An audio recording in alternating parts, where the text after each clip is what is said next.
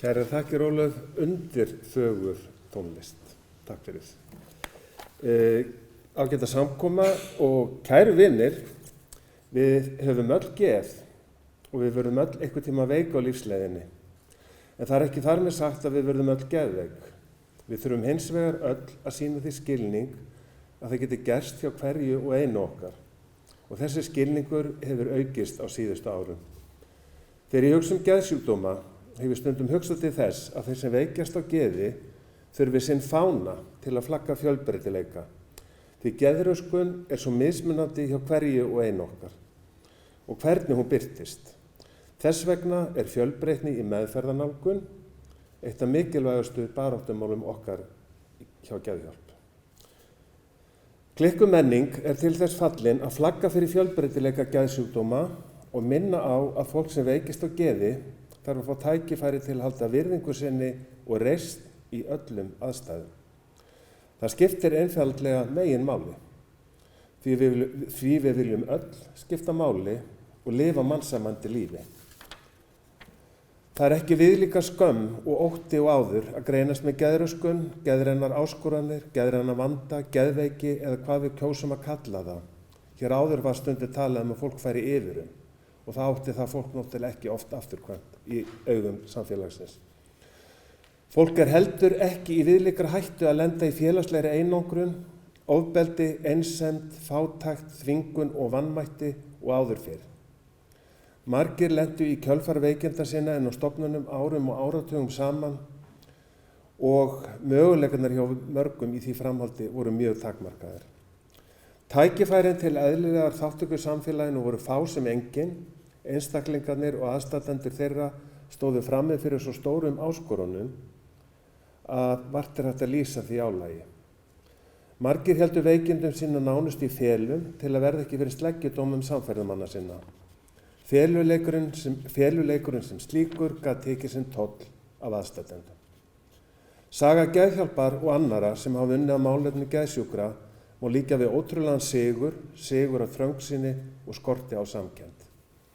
Í þessu andrúmslofti var Geðhjálp stofnað af aðstandendum geðveiks fólks þann 9. október 1979. Strax var ráðist í að fræða almenning og starfsræktir voru sjálfshjálparhópar. Geðhjálp sá til dæmis reglulega dálk í Morgunblaðinu geðheilbrigðismál. Þannig að segja má að Geðhjálp hafi rutt veginn varðandi vakningu á málefnunum okkar. Það himinn og haf milli þess sem fólk á þessum tíma glímdi við og það sem við gerum í dag. Í stefnumótun og umræðum úrræði í dag mun frekar hlustað á raddir þeirra sem glíma við veikindin og vonumst við sannarlega til að sjá aukningu þar á. Við sjáum að raunveruleg notendastýrð þjónusta í sjónmáli, þetta nútíminn.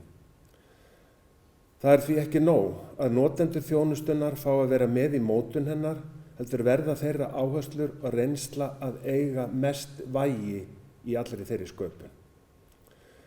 Við höfum áttað okkur á því að við erum öll með geð.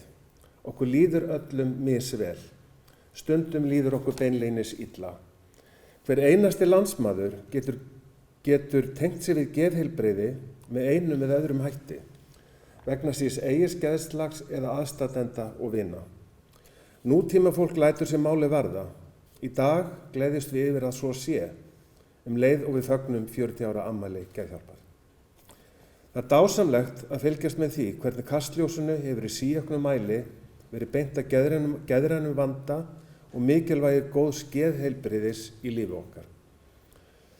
Fólk kemur í auknum mæli fram og segir frá streitu, kvíða og þunglyndi.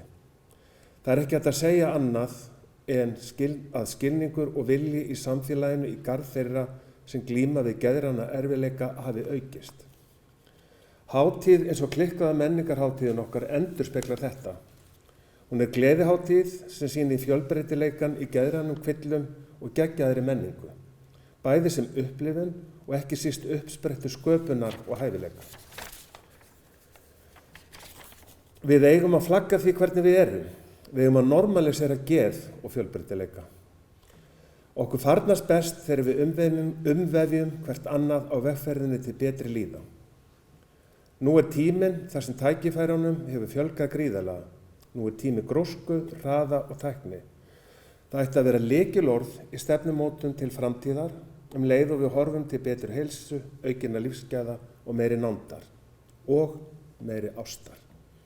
Herra forseti, Elísabet Jökulsdóttir og Svanur Kristjánsson og Ólöf Arnalds, þakka ykkur ykkar gjafir hér í dag. Þakka ykkur öllum sem eru með okkur hér í dag fyrir komuna. Einkunnarorð geðhjálpar eru hugrekki, mannvirðing, samhygð. Takk fyrir.